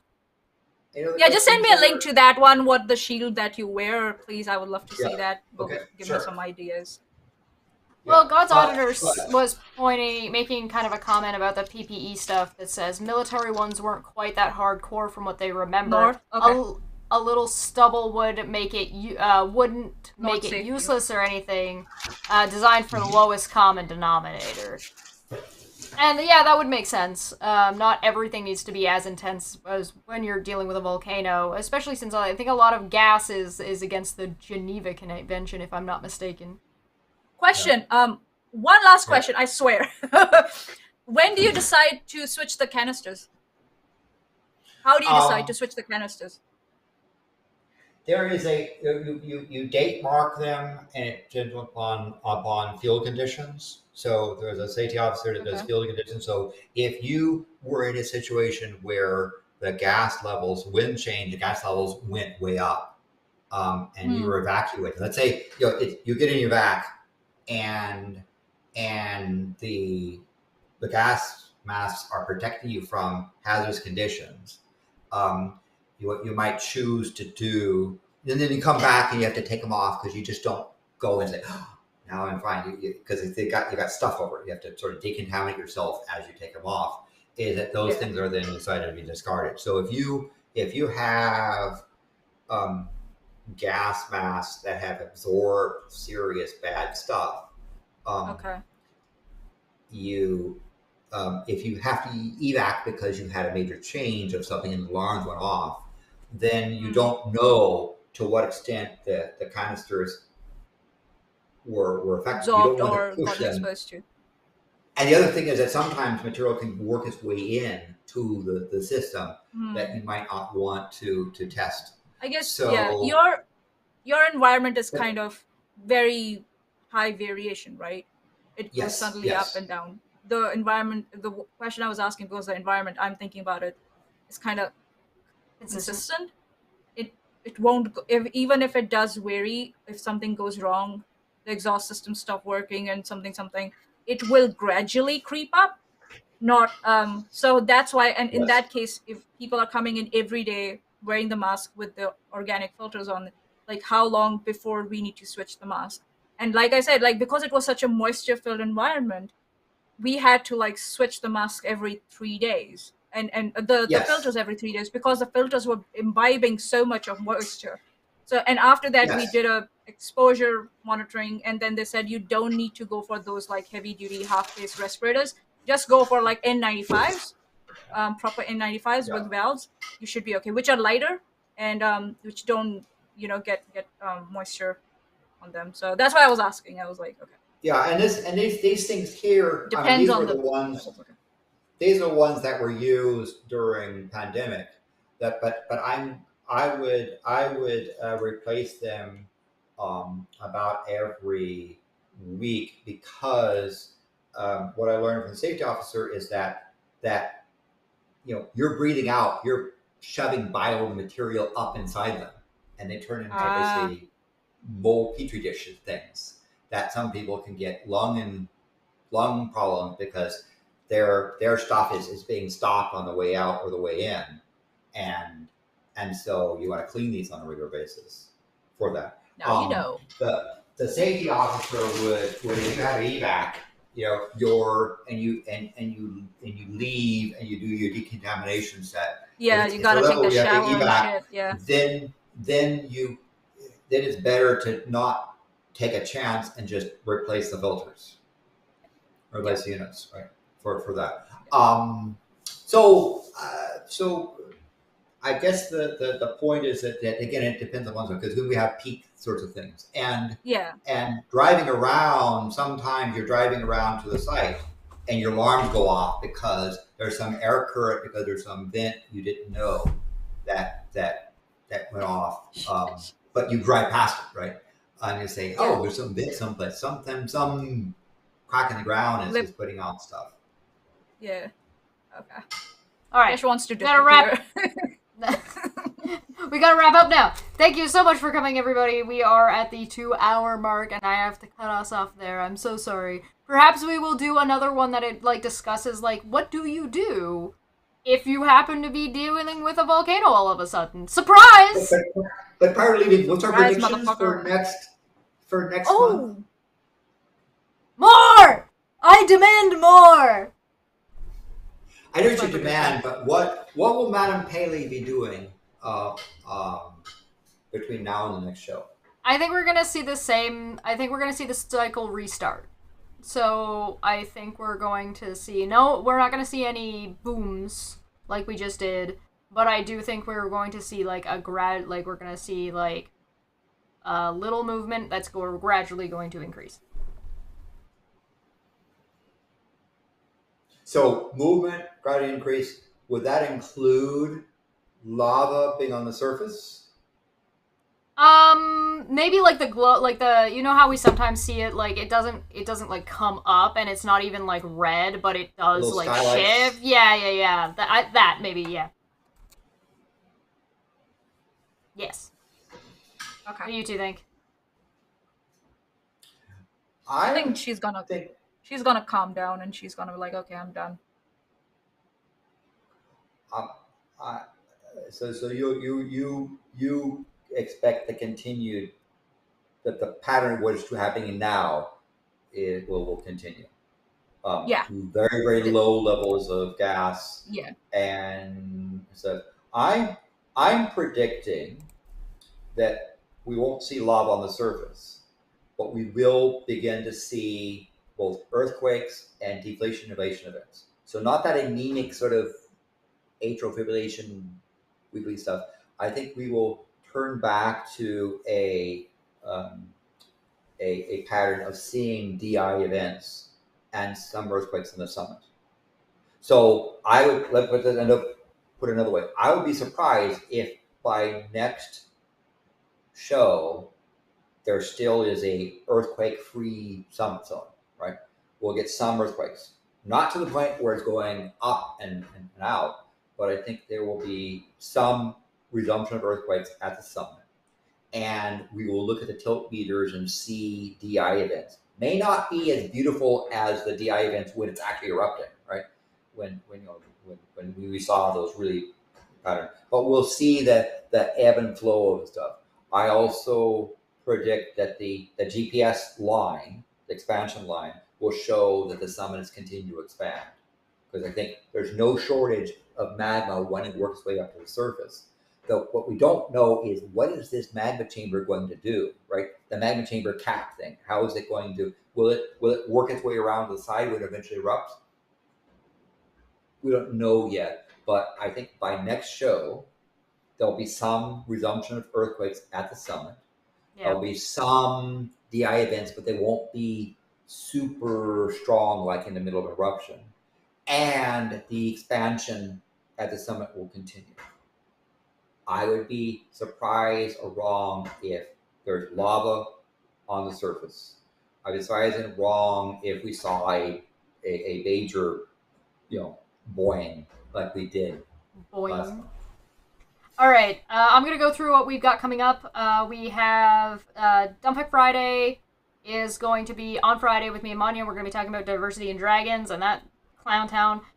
We've also got the Tavern on the 15th, which Maanyaa and Landon will be a part of, and we should see Dapper there as well. And there might be a Free Thought Prophet Seamus sighting. He might be coming by to join us for that one.